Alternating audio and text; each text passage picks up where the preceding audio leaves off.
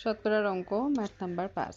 একজন ফল বিক্রেতা প্রতি শত কমলা 1200 টাকায় কিনে 1800 টাকায় বিক্রি করলেন, তার শতকরা কত লাভ হলো? তাহলে আমরা বুঝতে পারতেছি, লাভটা বের করে নিই। লিখতে হবে 1800 মাইনাস 1200 সমান সমান 600। এখন বলছে শতকরা কত লাভ হয়, তাহলে শতকরা লাভটা উপরে যাবে আর নিচে লিখতে হবে ক্রয় মূল্য ইন্টু 100%। এখন লাভ কত আমাদের? 600।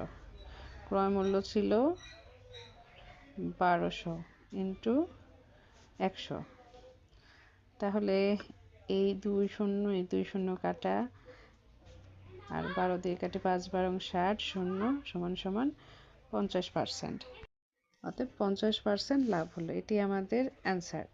ভিডিওটি ভালো লাগলে লাইক দেবেন এবং সাবস্ক্রাইব করে পাশে থাকবেন। আল্লাহ হাফেজ।